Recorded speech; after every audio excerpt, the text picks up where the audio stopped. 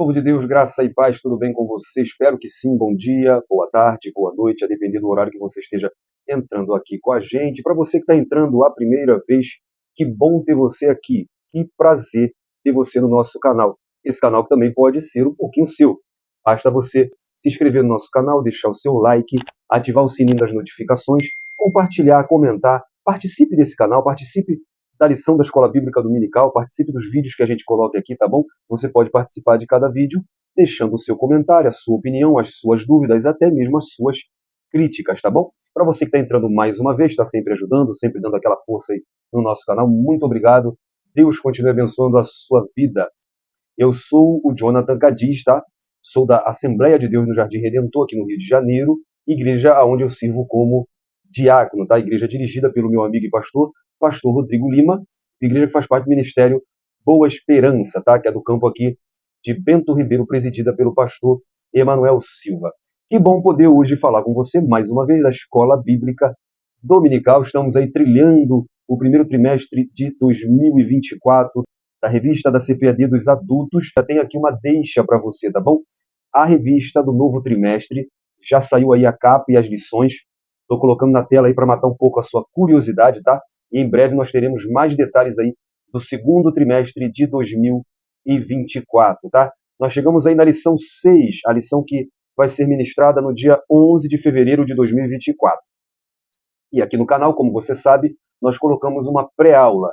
Uma semana anterior, nós colocamos a lição daquela determinada semana. E essa lição de número 6, ela tem como tema igreja, organismo e organização. Vai lá na descrição, tem link para ajudar na sua lição, não só de adultos, mas de todas as classes, tá bom? De todos os trimestres. Se você quiser revisar alguma coisa dos trimestres anteriores, vai lá, tem dinâmica, subsídio, muita coisa boa para a sua lição da Escola Bíblica Dominical. E juntos seguiremos sendo edificados pela Palavra de Deus.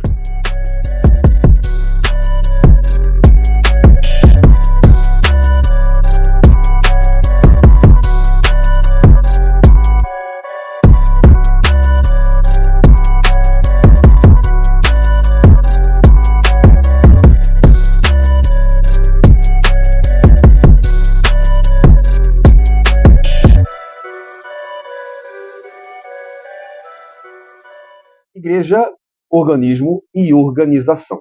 Bom, a Igreja de Cristo é um organismo, mas ela também precisa ser organizada. Essa lição tem por objetivo aprofundar o entendimento acerca da Igreja enquanto corpo de Cristo como um organismo ordenado. Também compreender por meio do exemplo da Igreja primitiva a necessidade de organização para uma Igreja viva e saudável. E também tem por objetivo aprender sobre as principais formas de governo da Igreja, segundo a tradição cristã e a escolha do modelo de nossa Igreja. Nossa Igreja, claro, a Assembleia de Deus. E para essas reflexões nós temos como o texto áureo, e está também na leitura bíblica em classe, Atos capítulo 6, versículo 3. Escolhei, pois, irmãos, dentre vós, 7 varões de boa reputação, cheios do Espírito Santo e de sabedoria, aos quais constituamos sobre este importante negócio. A verdade prática diz que a igreja é um organismo vivo, contudo, como uma estrutura viva, precisa ser organizada. Vai na descrição também que você tem acesso aos links das redes sociais do nosso canal. E nas redes sociais nós colocamos a leitura diária, que nós elaboramos, que nós fazemos para você poder estar usando na sua classe da EBD, tá bom? Também tem o grupo da leitura bíblica em um ano, tá? Se você quer ler a Bíblia com a gente em um ano, estamos em fevereiro, ainda dá tempo, tá bom? E também tem o grupo no WhatsApp Manual da EBD, que é um grupo totalmente voltado para a Escola Bíblica Dominical. Tem professores de todo o estado do Brasil capacitados para te ajudar na lição da Escola Bíblica Dominical. Tem slide, dinâmica, subsídio, questionário, chamada, muita coisa boa para acrescentar na sua Escola Bíblica Dominical, não só de adulto, mas também de todas as classes. A leitura bíblica em classe está em Atos capítulo 6, versículo de número 1 ao 7.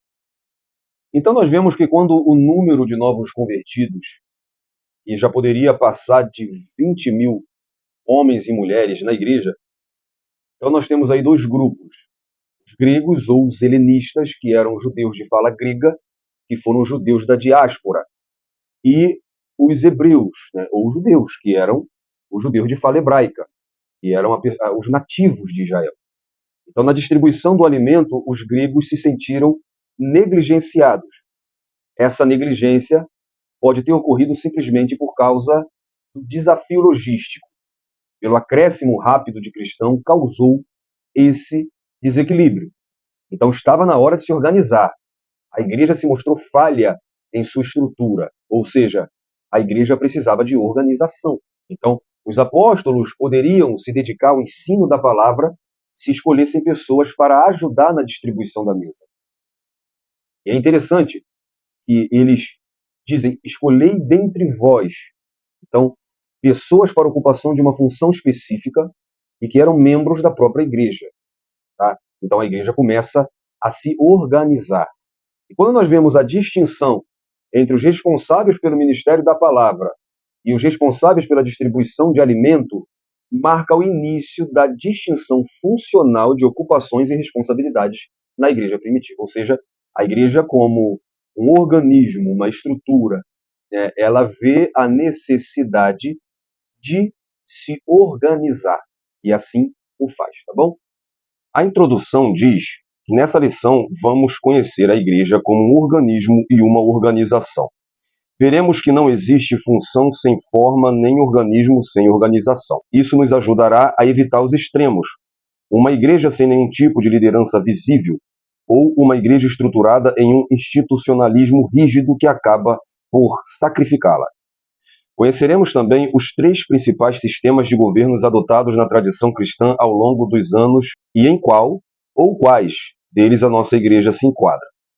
Sublinhamos que nenhum desse modelo de governo eclesiástico é mau em si mesmo. Porém, contudo, o que é humano estão sujeitos a acertos e erros. Portanto, o padrão exposto no Novo Testamento deve ser buscado como parâmetro. Temos 2 palavras importantes nessa lição, que é o organismo e a organização. E o tópico 1 vai trabalhar nessa perspectiva. O primeiro tópico fala da estrutura da igreja cristã. A igreja como organismo é o subtópico 1. O subtópico 2 fala da igreja como organização. E o subtópico 3 é a junção dos dois, falando de organismo e organização. Então, a igreja é um organismo, mas ela precisa de uma organização? Há quem defenda que não, e nós vamos ver um pouco disso. Agora, se Cristo é o cabeça da igreja, isso já reivindica uma organização. Todo ajuntamento de pessoas precisa de uma organização, escrita ou não escrita. Pode ser, por exemplo, dentro de uma casa, dentro de uma família. O que pode-se e o que não pode fazer. Quais tarefas que um ou outro faz dentro de uma casa. O que é regra na minha casa pode não ser na sua. O que é regra na sua casa pode não ser regra na minha. O fato é que todo ajuntamento de pessoas requer regras, tá? Quando nós vemos também a distribuição dos dons espirituais, por exemplo, o Espírito Santo ele distribui dons para capacitação, para edificação, para organização da igreja. Nós vemos dons, por exemplo, para organização, para liderança, para governo. A igreja é um organismo, mas ela precisa, sim, de organização, tá? O organismo é visto como um conjunto de órgãos que constitui um ser vivo, tá? Nesse aspecto, um corpo com as diferentes funções de seus órgãos e membros é entendido como uma estrutura física e um organismo vivo, tá? Estou colocando a imagem aí da anatomia humana dos órgãos, tá? Para você entender um pouco como funciona, né, um organismo vivo. No corpo humano, órgãos são estruturas formadas por um grupo de tecidos, formados por células. Os órgãos trabalham juntos para a realização de uma tarefa específica no corpo.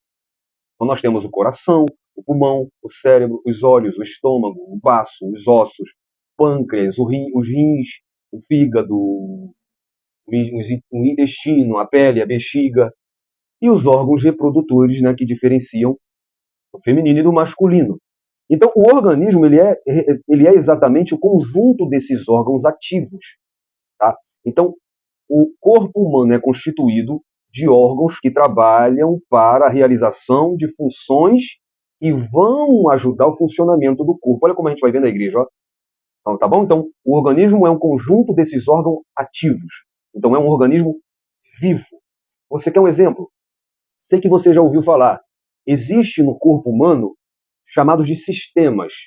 Por exemplo, nós temos o sistema cardiovascular, o sistema linfático, o sistema nervoso, o sistema sensorial, o sistema digestivo, o sistema endócrino, o sistema excretor, o sistema muscular e esquelético, o sistema reprodutor, o sistema imunológico, por exemplo, o sistema respiratório.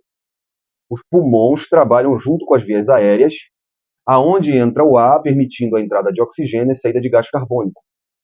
Então, permite ao corpo a respiração, a troca de gases, ele filtra e aquece o ar e etc. O que eu quero trazer para você com isso?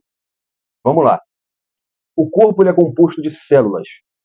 Essas células elas formam órgãos e esses órgãos juntos trabalham em um sistema. Cada sistema compõe uma importante função no corpo. Então, portanto, o corpo ele é uma junção desses sistemas. Cada função do corpo humano é realizada por esses órgãos. Então você tem dentro de você uma máquina. Você tem dentro de você organismos que juntos trabalham em um sistema para determinada função. Por exemplo, eu citei a função respiratória. Mas, por exemplo, o sistema digestivo. É incrível como Deus te fez. Cada órgão se encaixa e trabalha junto. É uma unidade, é uma complexidade, é uma organização sem explicação. O corpo humano é incrível, tá? Então, vendo isso, o apóstolo Paulo ele diz que a igreja é um corpo. 1 Coríntios 12, 27. Ora, vós sois o corpo de Cristo e seus membros particulares. Cristo é o cabeça desse corpo, Efésios 5, 23, porque o marido é a cabeça da mulher, como também Cristo é a cabeça da igreja, sendo ele próprio o salvador do corpo. Todo esse sistema, ele trabalha com a ordem do cérebro. A cabeça, o cérebro, comanda todo o corpo. Cristo é o cabeça desse corpo, que é a igreja. Em 1 Coríntios 12, 14, Paulo diz assim, porque também o corpo não é só um membro, mas muitos. Então, cada cristão é um membro desse corpo. E todos esses membros trabalham em harmonia para o crescimento do corpo. 1 Coríntios 12, 12, porque assim como o corpo é um e tem muitos membros, e todos os membros, sendo muitos, são um só corpo, assim é Cristo também. E entre os membros não há independência um dos outros. 1 Coríntios 12, 21. E o olho não pode dizer à mão, não tem necessidade de ti, nem ainda a cabeça aos pés, não tem necessidade de vós. Então não existe independência no corpo de Cristo, tá bom, crente? Então, como um corpo saudável cresce, a igreja, cujos membros trabalham em unidade e organização, também cresce. Atos 16, 5. De sorte que as igrejas eram confirmadas na fé e cada dia cresciam em número. Então nós vemos a igreja primitiva como um corpo. Por exemplo, Atos 2, 44. Todos que criam estavam juntos e tinham tudo em comum. Essa igreja era uma organização. Por exemplo, a igreja já seguia a liderança centralizada dos apóstolos. Atos 16, 4.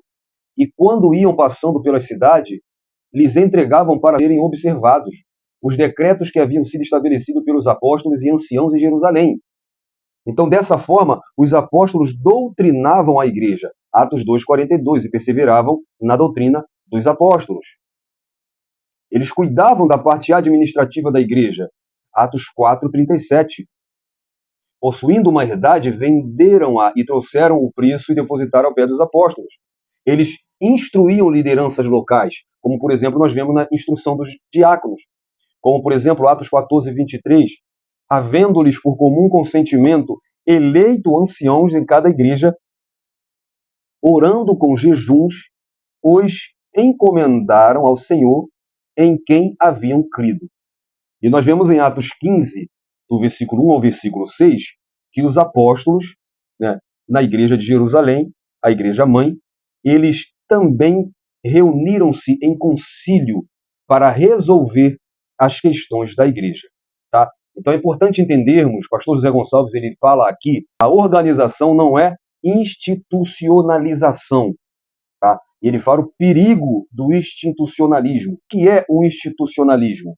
é ênfase exagerada em regras, tradições e estruturas de poder. É um poder exagerado, muitas regras, não pode nada, tá? Proibindo até o que mesmo a Bíblia não proíbe. A gente vê muito isso, gente. Agora, por outro lado também, é preciso evitar e fugir do legalismo. Enquanto o institucionalismo não pode nada, o legalismo pode tudo. E eu quero falar com você na conversa sobre a IBD, tá? Sobre a necessidade dos usos e costumes. E a diferença entre doutrina e costume. E a importância, claro, da doutrina e também dos usos e costumes. A gente vai conversar sobre isso na conversa sobre a EBD. Vai na playlist do primeiro trimestre de 2024. Entre uma lição a outra, você sempre vai ter um diálogo em cima de algum assunto da lição daquela semana, tá bom? Então a igreja existe como organismo e organização. E não se pode ter organismo sem organização. Exemplo, no culto. Deus vai revelar o pregador. O Espírito Santo que está na direção correta, mas ele vai usar pessoas. Então aqui nós temos dois extremos. Existe o que ignoram a organização. Não precisa de liderança, não precisa de estrutura física. Deus constituiu todo mundo como crente, então Jesus é o pastor e todo mundo manda em tudo, não precisa de organização, de hierarquia e etc. E por outro lado também, existe locais e pessoas que só visa a organização e não enxerga a igreja como organismo. E isso nos faz se tornar religiosos.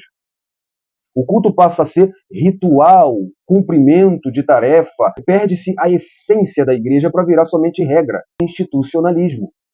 Então, nós precisamos enxergar a igreja como um organismo e precisamos se oferecer, trabalhar como membros de um corpo para a saúde e crescimento do mesmo. Assim como o corpo humano funciona ordenadamente pela harmonia de seus membros, da mesma forma é o corpo de Cristo, tá bom? O tópico 2 vai tratar sobre igreja, organismo vivo e organizado. Então nós vimos o que é um organismo e a organização, como os dois trabalham juntos. Então nós vamos ver agora como isso se aplica à igreja, no seu aspecto local e no seu aspecto litúrgico e ritual. Isso está no subtópico 1, o aspecto local, e subtópico 2, no aspecto litúrgico e ritual. Então, no seu aspecto local, nós vemos que a igreja é uma comunidade organizada. No Novo Testamento, nós vemos em Atos a igreja de Antioquia, a igreja de Jerusalém, que inclusive foi uma espécie de igreja-mãe, e de lá os apóstolos, eles faziam os concílios, eles enviavam missionários. Nós vemos também nas epístolas gerais paulinas, cartas endereçadas à igreja de determinados locais, a igreja de Corinto, a igreja de Roma, a igreja de Filipos, a igreja de Tessalônica e etc. Nós vemos em Apocalipse, por exemplo, Jesus mandando João escrever 7 cartas a 7 igrejas de 7 cidades da Ásia Menor. Então, temos a igreja no seu aspecto local. Tá? Hoje, as Assembleias de Deus, ela tem suas convenções nacionais, estaduais, regionais. Tá? Então, nós temos igrejas em determinados locais, que nós conhecemos muito como campos, né? A igreja do campo de determinado lugar, por exemplo, a minha igreja é a igreja do campo de Bento Ribeiro. Tem igrejas pequenas, igrejas menores, igrejas que não têm nem mesmo outras congregações, igreja que tem poucas congregações, mas tem outras que já se estenderam, que tem ministérios que não só no Brasil, mas até mesmo fora do Brasil. Então, a igreja existe no seu aspecto local. A igreja primitiva, embora vista no aspecto local, ela também atendeu demandas sociais, ou seja, se organizaram. Por exemplo, em Atos 4:35, e repartia-se a cada um segundo a necessidade que cada um tinha. Tinham demandas sociais que a igreja entendeu e se organizou para atender. Tá? Por exemplo, na instituição ao diaconato, que é a leitura bíblica em classe de hoje, e o nosso texto áureo, viram a necessidade do serviço da mesa e escolheram pessoas para determinada função. Isso é organização. Essa igreja também elegeu liderança. Atos 14:23. E havendo-lhes por comum consentimento eleito anciãos em cada igreja, orando em jejuns e recomendar ao Senhor os que haviam crido. Em Atos 13, de 1 ao 4, nós vemos que eles enviaram missionários. Na igreja que estava em Antioquia, havia alguns profetas e doutores, a saber Barnabé e Simeão, chamado Níger, e Lúcio, Cireneu, e Manaém, que fora criado com Herodes, o tetrarca, e Saulo, e servindo eles ao Senhor e jejuando, disse o Espírito Santo, apartai-me a Barnabé e a Saulo para a obra a que os tenho chamado. Então, jejuando e orando e pondo sobre ele as mãos, os despediram. Então, eles enviam missionários para o campo. Então, todos esses fatos mostram um organismo vivo agindo de forma organizada. Não só no aspecto local, mas também no aspecto litúrgico e ritual. O culto precisa de ordem e decência, conforme 1 Coríntios 4:40.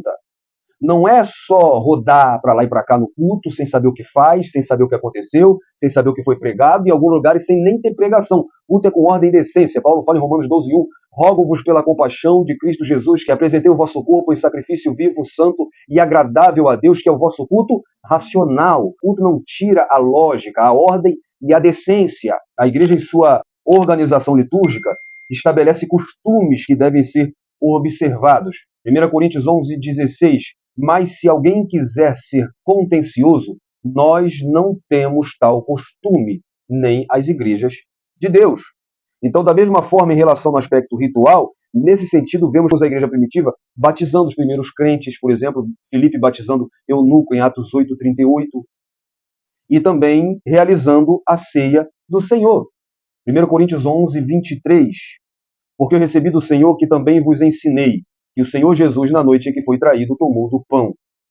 Então, a organização é diferente de institucionalismo.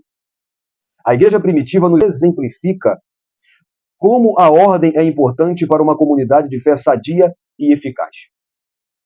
E o tópico 3 fala sobre o governo da igreja nas diferentes tradições cristãs. Subtópico 1, episcopal. Subtópico 2, presbiterial. Subtópico 3, congregacional. E o subtópico 4, o sistema de governo de nossa igreja. Tá? Ainda existe um grupo, cujo nome era o grupo Quaker. Não era Veia Quaker não, tá? Mas era um grupo, tá? Que também são chamados Filhos da Luz, ou Amigos da Verdade. No século XVIII passou a ser chamado de Quakers, né? Que no inglês é tremedores. É uma sociedade religiosa de amigos, ou simplesmente uma sociedade de amigos, que existe ainda hoje e que eles funcionam sem organização.